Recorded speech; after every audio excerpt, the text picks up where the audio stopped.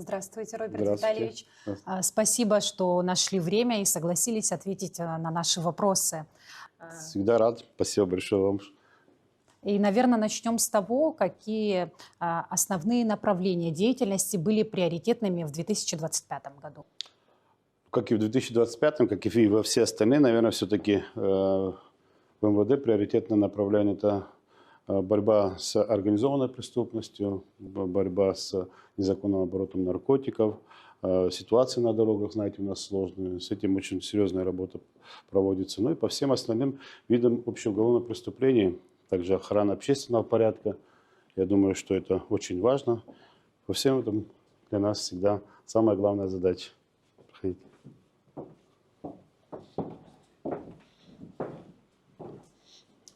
Готов ответить на ваши все вопросы. Считаю очень важным, чтобы наше население знало, чем занимается Министерство внутренних дел. Конечно же, наверное, буду еще обращаться к нашим гражданам для того, чтобы они также оказывали нам содействие во многом, потому что без полного участия и взаимодействия Министерства внутренних дел и нашего гражданского общества у нас никогда не получится ничего. Так что будем работать вместе.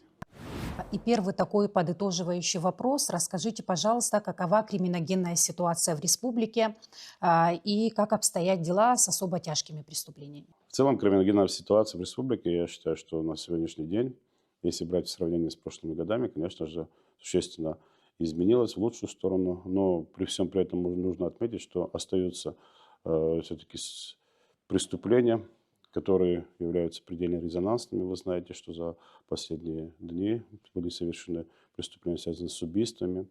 В рамках этого года было совершено ряд таких преступлений. Самое главное результат, наверное, все-таки могу отметить, что есть по всем этим резонансным преступлениям проведена соответствующая работа службами, и все эти преступления раскрыты. Если взять в целом по преступлениям уголовного характера, которые совершаются на территории Республики Абхазия, сегодня их, вот если взять в целом по статистике, их было совершено 536 преступлений. В сравнении с прошлым годом было 544 преступления, что на 8 меньше. Мы фактически видим статистику, которая дает нам основание полагать об уменьшении преступлений. Если взять предыдущие годы, существенное уменьшение преступлений по разным видам, так скажем. Но самое главное, я считаю, что в этой связи, в этой истории можно отметить высокую степень раскрываемости. То есть на сегодняшний день преступления раскрываются на уровне 92 и выше процента. Я считаю, что это хорошие показатели. Это связано с тем, что сегодня у нас в рядах работают квалифицированные специалисты. Плюс ко всему мы работаем над техническим оснащением Министерства внутренних дел, что позволяет более качественно раскрывать и фиксировать, а также как и документировать преступления. Ну, как бы и в целом профилактическая работа ведется. Я считаю, что это немаловажно, и надо отмечать о том, что профилактика является основным видом нашей деятельности, на что мною лично, как руководителем, делается всегда особый акцент. Если взять в целом по цифрам, которые у нас есть, по ряду видов преступлений, у нас есть существенное снижение. Если взять, краж стало гораздо меньше на территории Республики Абхазия. Увеличение в этом году идет по выявлению преступлениям в сфере незаконного оборота оружия. Это связано с непосредственно моей командой по усилению работы в данном направлении. Вы знаете, что в летний курортный период, да и в принципе сейчас, уполномоченные подразделения занимаются выявлением незаконного ношения оружия. Что значит в нашем понимании незаконное ношение? Многие наши граждане, к сожалению, думают и понимают наличие разрешения на ношение оружия, что данный документ им позволяет появляться в общественных местах скопления наших граждан, в увеселительных заведениях. Далеко это не так. По закону это неправильно. Соответственно, мы на постоянной основе проводим рейдовые мероприятия, в ходе чего выявляем людей, которые с собой носит оружие. Помимо всего прочего, данная задача стоит постоянно. И за последнее время в рамках этого года именно в сфере выявления преступлений, так сказать, да, вот этого характера, мы сегодня имеем, так скажем, более увеличение. Ну, в целом, если взять динамику, мы же говорим, когда называем эту цифру, которую сейчас я ранее озвучил, это все виды преступлений в него входят. Но по некоторым мы, введя усиление, допустим, да, вот если взять реальную статистику по незаконному обороту оружия, у нас в этом году на 38 выявленных преступлений больше, чем в прошлом году. Что, в принципе, это, наверное, все-таки цифра такая существенная. Ну и, конечно же, основной, скажем, да, вот мы, наверное, об этом более развернуто поговорим, но виды преступления в сфере незаконного оборота наркотиков. У нас идет статистика по уменьшению, потому как в свое время проведена существенная работа в этом направлении, и она дальше развивается. Да, и вы знаете, что ежегодно в республику приезжает огромное количество туристов, которые все-таки являются объектом притяжения, так скажем, да, вот, преступных элементов. Но при всем при этом мы видим, что несмотря на то, что количество людей увеличивается, уменьшаются преступления, совершаемые в их адрес. Если взять, в целом у нас в этом году, по сравнению с прошлым годом, на 13 преступлений, то есть в виде краж в отношении отдыхающих, стало меньше. Но этому способствует, обратно же я говорю, профилактическая работа, которая ведется у нас в начале сезона, соответственно, по всем основным курортным точкам мы проводим работу по выявлению потенциальных лиц, которые могут совершать преступления. В отношении них проводится разного рода работа, ну и, соответственно, как говорится, они находятся под постоянным контролем. Без нормальной криминогенной обстановки, к сожалению, строить наше государство будет всегда тяжело. Я не хочу возвращаться к прошлым годам. Об этом я уже говорил в ряде своих прошлых интервью.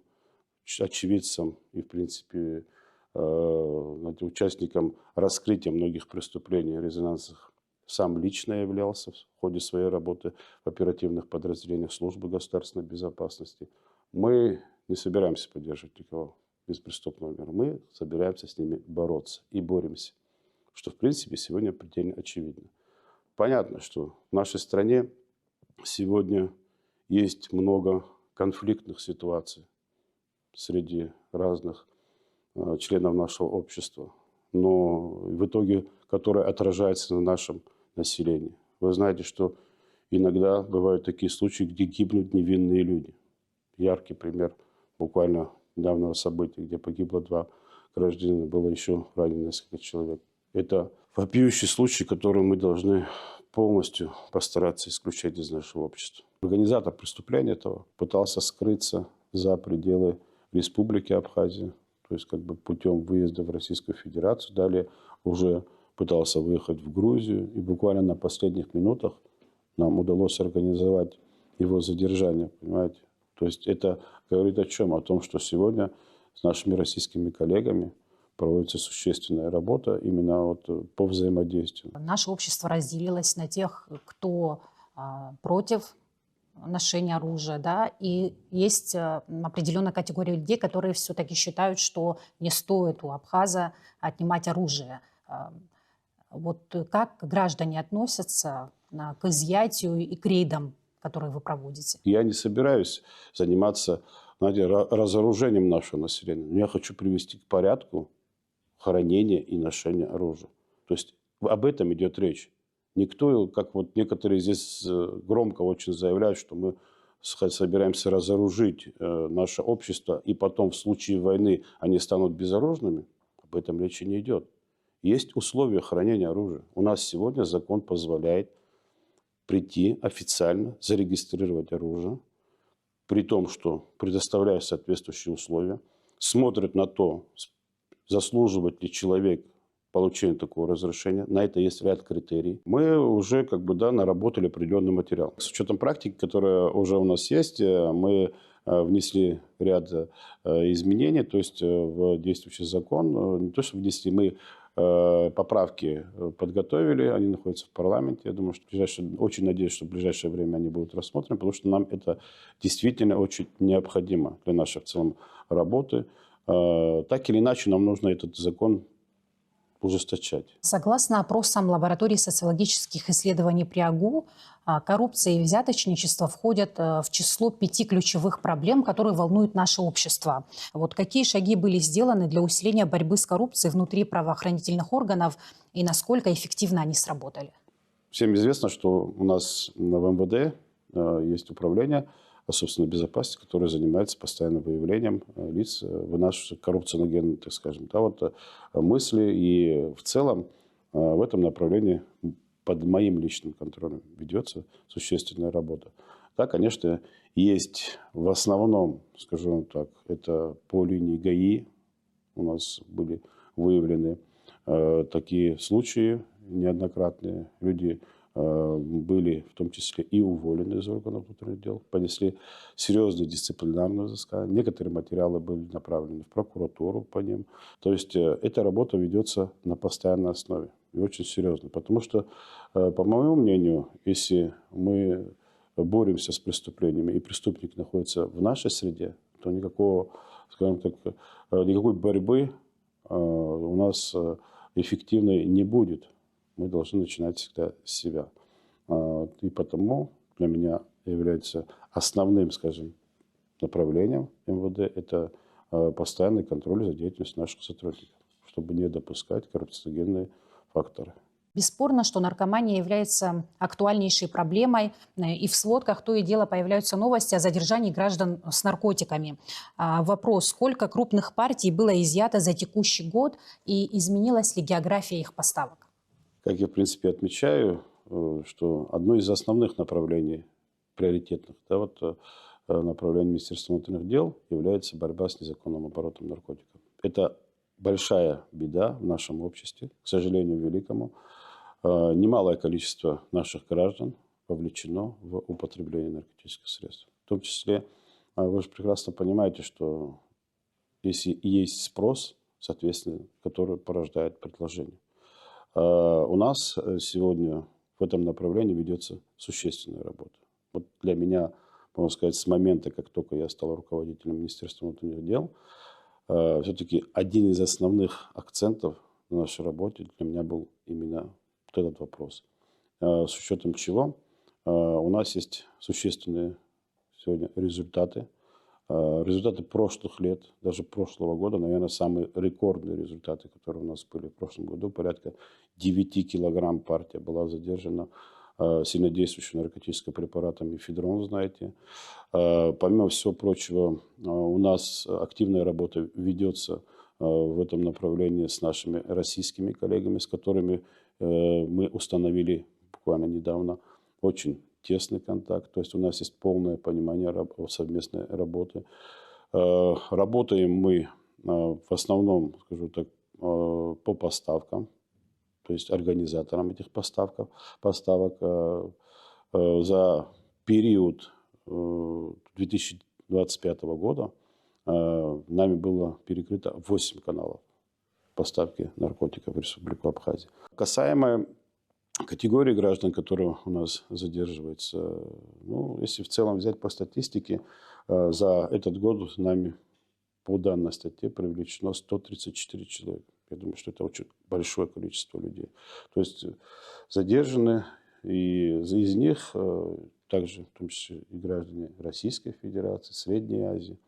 Скажу вам так, что за последние да, вот, дни, месяцы, наверное, для всех постоянно мы публикуем все наши выявленных граждан, и среди них начали появляться наши же граждане, в отношении которых мы проводим работу. К сожалению, великому числу наших граждан немало людей, занимающихся организацией такого рода преступления. Ну, по ним ведется соответствующая работа и привлекаются к ответственности. А если взять в целом по изъятым видам наркотиков, одной из самых тяжелых, 1 килограмм 89 грамм метадона, 425 грамм мефедрона. Это в рамках этого года.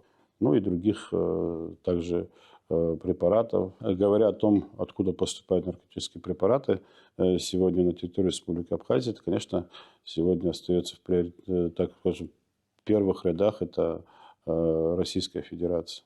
Ну, понятно, что проводится большая существенная работа по предотвращению, но это невозможно. Вы же понимаете, что граждане, пересекающие государственные границы, не могут быть тотально подпадать под какой-то осмотр, и, соответственно, есть возможность, уязвимость в этом направлении, то есть незаконного ввоза наркотиков на территорию Республики Абхазия. Но обратно же скажу так, сегодня в подразделении УКОН работают молодые квалифицированные кадры, которые активно занимаются, во-первых, самосовершенствованием постоянно, то есть они работают над собой.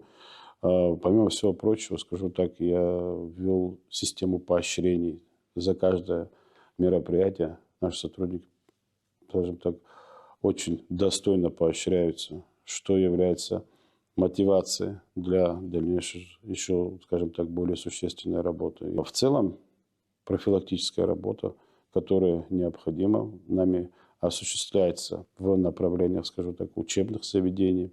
Я, в свою очередь, возглавляю комиссию при президенте по борьбе с незаконным оборотом наркотиков. И нами подготовлен очень комплексный план мероприятий. Будет первое заседание комиссии. Есть существенные предложения по всем направлениям этой деятельности. В том числе мы хотим вовлечь в работу с нашей молодежью и вообще с целым нашим обществом многие подразделения, многие министерства, ведомства, которые так или иначе с этим должны пересекаться. Основной акцент, конечно, мы хотим делать на воспитание нашей молодежи по профилактической работе в школьных заведениях, в вузах наших. Мы, в свою очередь, будем делать все, что от нас зависит в борьбе с незаконным оборотом наркотиков. И, как видите, есть существенные результаты. Конечно, они недостаточны, но мы сделаем все для того, чтобы максимально уменьшить возможность приобретения наркотиков на территории Республики Абхазия. Можно ли говорить о том, что у нас наркотические вещества в свободном доступе, как молодежь приобретает? И самые основные проблемы, с которыми сталкиваются правоохранительные органы в борьбе с вот этой отравой? Наркотики сегодня предельно легко можно приобрести, потому что все происходит в интернет-пространстве путем так называемых закладок. Всем это известно, как это происходит. Понятно, что, наверное, все-таки человеку, который не знает людей и не приближен к людям, которые могут вот этим заниматься, там, то есть имеется в виду потреблением наркотиков, которые уже знают, как это все найти, им тяжело будет купить. Но обратно же, вот паразитирующая среда есть, которая, вы понимаете, что такое наркоман? Наркоман – это человек, который находится ежедневно в поисках своего удовольствия от этого. И понятно, что не обладая средствами для его приобретения, он пытается всегда привлечь каких-то других молодых людей, вовлекая их путем убеждения. Ну и, соответственно, потом уже по тем каналам, которые существуют, это все происходит в интернет-пространстве. Если говорить о сложности закрытия этих каналов, и либо работы по пресечению вообще этой деятельности, конечно же, сложность в первую очередь технического характера. Вы понимали, это в интернет-пространстве, к сожалению, у нас пока возможностей нет. Все ресурсы находятся за рубежом, и у нас возможности закрывать, скажем так, телеграм-каналы там, или другие источники, то есть информирования, продажи, так скажем, возможности продаж. Мы стараемся выявлять непосредственно организаторов. Но обратно же говорю, что да, это очень легко. При желании сегодня люди могут приобрести. То есть это сегодня это не только в Абхазии, это мировая практика. Это то, что происходит во всем мире. Мы наращиваем наши отношения с другими странами. Понятно, что это страны СНГ, в том числе, чтобы вы понимали, страны Таджикистана, Узбекистана, страны, потому что их граждан на территории Республики Абхазия очень много, и мы хотим понимать, кто они такие. У нас есть возможность сегодня оперативно получить на них сведения. То есть такие контакты тоже у нас существуют. Я думаю, что это будет полезное развитие. Знаете, что приезжали сюда представители Таджикистана в свое время, тоже тут принимали с нами в совместных учениях. Так что наращиваем географию своих отношений с другими странами в том числе. Говоря о международном сотрудничестве, какие направления вы выделили бы основными?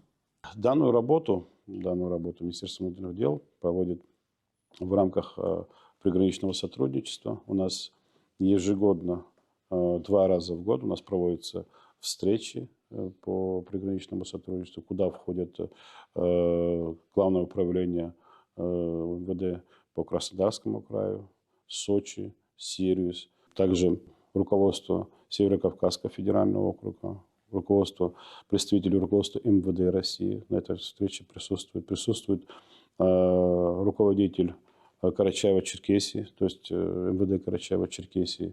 То есть в этом направлении у нас предельно тесное взаимоотношение. Я считаю, что по международному сотрудничеству в сфере борьбы с основными видами преступления у нас достаточно хорошие показатели. И есть хорошее понимание на совместную работу. Это самое главное. Имеем полное понимание по взаимодействию. То есть любые предложения нашего взаимодействия с МВД России на этих встречах принимаются и обсуждаются, ну и, соответственно, принимаются по ним решения. В любом ведомстве главную роль играет личный состав. В случае с МВД, как бы вы оценили уровень укомплектования министерства? Существует ли дефицит кадров? И если да, то как, на ваш взгляд, можно решить вопрос нехватки специалистов? Сегодня МВД укомплектован на 85%. Есть отдельные направления, которые так прямо существенно нуждаются в кадрах. Но скажу вам так, вот в целом в этом направлении в МВД ведется прям, вот, скажу так, комплексная работа. Вы знаете, что основной кадровый состав на сегодняшний день у нас поступает из вузов, квалифицированных вузов Российской Федерации, а также наша высшая школа милиции. У нас в вузах России обучается 86 курсантов, которые в дальнейшем прибудут и заступят, как говорится, на службу в органы внутренних дел по основным необходимым нам направлениям. Скажу вам так, ребята получают сегодня предельно квалифицированное образование и имеют соответствующую, так сказать, да, подготовку, офицерскую подготовку. В рамках действующих соглашений с Российской Федерацией нам сегодня все-таки удается улучшить в целом материально-техническую базу МВД, что, я думаю, что непосредственно отражается на кадровом составе в том числе. Безопасность на дорогах – проблема труднорешаемая. Расскажите, каким был 2025 год, что удалось или не удалось в деятельности ГАИ в этом направлении? И наблюдается ли положительная динамика безопасности на дорогах в результате применения камер видеофиксации на стационарных и мобильных постах? Касаемо ситуации на дорогах, могу сказать, что это одна из сложных ситуаций вообще в работе Министерства внутренних дел. Почему? В чем заключается сложность? В том, что все-таки культура вождения наших граждан оставляет желать лучшего. Вы знаете, что в рамках этого года мы реализовали целевой проект, наш государственный, 54 аппаратных комплекса было установлено. Из них 34 камеры фото-видеофиксации. 7 рубежей контроля. И все это способствует, конечно же, снижению скоростного режима на дорогах и приведению людей все-таки к дисциплине на дорогах. Но это все-таки, я считаю, недостаточно. У нас такая же ситуация, как и с оружием. Также такая же ситуация на дорогах. Почему-то все считают, что за каждым автомобилем, то есть должен сидеть гаишник за рулем. Почему-то все думают, что их дети очень дисциплинированно себя ведут. Вы посмотрите, что происходит. Это в основном молодежь, которая ужаснейшим образом себя ведет. Мы, невзирая на определенные законные меры, по моему волевому решению принимаются более, скажем так, жесткие меры в отношении данных водителей. Мы изымаем огромное количество автомобилей, ставим их на штрафстоянку. Ведется работа в отношении нарушителей общественного порядка на транспорте, видите. Вот эта вольность, наверное, все-таки, пока мы ее не переборем, с этим делом тяжело будет. Понятно, я вам скажу так, МВД принимает максимально исчерпывающие меры для предотвращения всех видов преступлений. Все то, что было сделано, мы еще будем наращивать. Вы знаете, что в стране будет реализовываться проект «Безопасный город».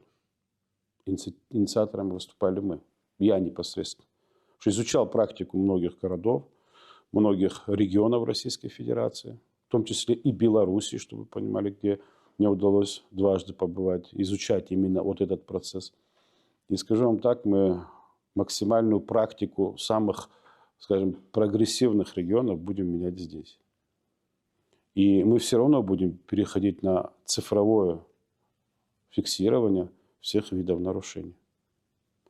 Но и при этом, скажу вам так, если взять в целом, у нас ситуация пока остается сложной.